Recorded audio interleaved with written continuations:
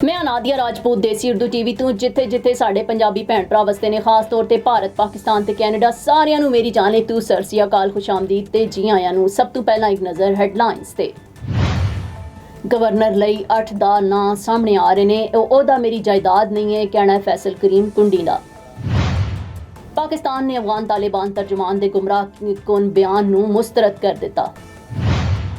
वज़ीर दिफा PAT exit ने कहा कि अमरीका ते चीन ने फौजी राबतियां दे क़याम ते इतफाक कर लिया है। ईरान अपनी जोहरी तनसीबात नूं मज़ीद ताकत दे नाल दोबारा तामीर करेगा यह कहना ईरानी सदर दा।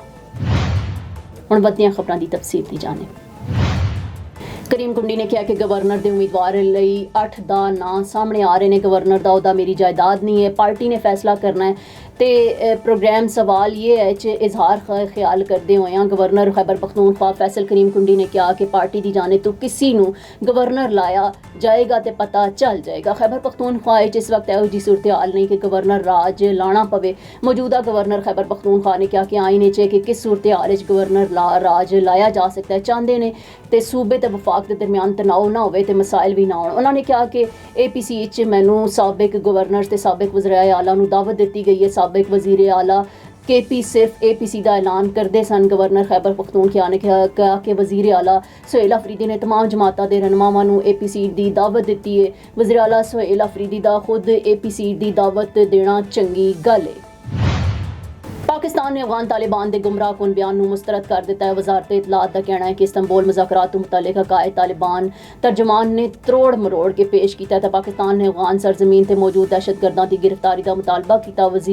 वजारत इतलात तो नशरियात के मुताबिक अफगान फरीक के दावे ते पाकिस्तान ने फौरी तौर पर तहवील की पेशकश की थी। पाकिस्तान का मौक़िफ़ वाज़े मुस्तकिल ते रिकॉर्ड ते मौजूद है। वाज़े ज़राए के मुताबिक वजारत का कहना है कि पाकिस्तान के खिलाफ गलत बयानी काबिल कबूल नहीं है। अफगानिस्तान की जानिब तो झूठे दावे हक़ाइक़ दे मुनाफी ने पाकिस्तान ने वाजे किया है कि दहशतगर्दां दी हवालगी सरहदी एंट्री पॉइंट्स तो मुमकिन है। किसी भी मुतज़ाद दावे नूं बेबुनियाद ते गुमराह कुन करार दिता गया है। Now I am American. I have citizen. I still have my Salvadorian passport and now I have my USA passport. I am a citizen of the US. Khi cầm cái hộ chiếu Mỹ, con rất là tự hào mình là công dân Mỹ. La ciudadanía para mí significa oportunidades. Si ya tienen el tiempo que pueden hacerse ciudadanas, que lo hagan. No pierde nada uno con intentarlo. Como dicen en México, echándole ganas, todo se puede.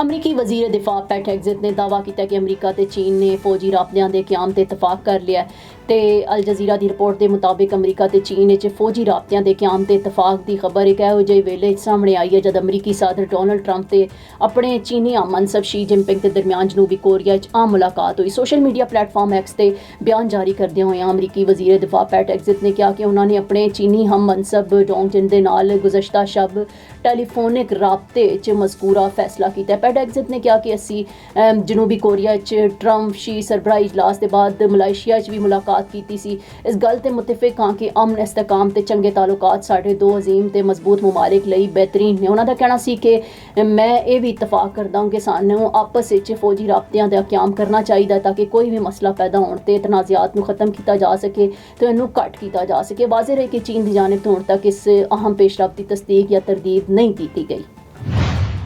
Iran के सदर मसूद पज़ेश्कियान ने कहा कि Iran अपनी जोहरी तनसीबात नूं मज़ीद ताकत के नाल दोबारा तामीर करेगा ताम मुल्क एटमी हथियार बनाने का इरादा नहीं रखता। तो ये गल ईरानी सदर ने ईरान की एटमी तवानाई तंजीम के दौरे के दौरान कही जिथे उन्होंने मुल्क की जोहरी सनत के सीनियर हुकाम तो मुलाकात की। उन्होंने सरकारी मीडिया तो गुफ्तगू करते हुए कहा कि इमारतां ते फैक्ट्रियां नूं तबाह करन तो सानू कोई मसला नहीं होएगा, असीं इन्हां नूं दोबारा तामीर करांगे तो इस वार ज़्यादा ताकत दे नाल। ईरानी सदर ने मजीद कहा कि साडा सारा जोहरी प्रोग्राम अवाम दे मसाइल हल करन लई ते बीमारियां दे इलाज ते अवाम दी सेहत लई ख्याल रवे कि जून अमरीका ने ईरान दी इन्हां जोहरी तनसीबात ते हमले कीते सन जिन्होंने अमरीका के मुताबिक एटमी हथियारों के प्रोग्राम का हिस्सा समझा जाता है। ताम ईरान का मौक़िफ़ है कि इसका जोहरी प्रोग्राम मुकम्मल तौर पर गैर फौजी मकासद लई ले। देसी उर्दू टीवी तो फिल वक्त इतना ही। मजीद खबरां ते अपडेट्स लई वेखदे रहो देसी उर्दू टीवी, देसी टीवी USA, DTV NN ते साडा OTT प्लेटफॉर्म DTV Flix जिथे 3000 तो ज़ायद चैनल्स नूं वेखिया जा सकता है। Now I am American. I have citizen. I still have my Salvadorian passport and now I have my USA passport. I am a citizen of the US. Khi cầm cái hộ chiếu Mỹ, con rất là tự hào mình là công dân Mỹ. La ciudadanía para mí significa oportunidades. Si ya tienen el tiempo que pueden hacerse ciudadanas, que lo hagan. No pierde nada uno con intentarlo. Como dicen en México, echándole ganas, todo se puede. Neurological care is a pressing healthcare challenge in Pakistan. That's why Helping Hand USA is building Kind R, a world-class hospital with 130 plus clinics that is set to establish new standards for neurological care in Pakistan.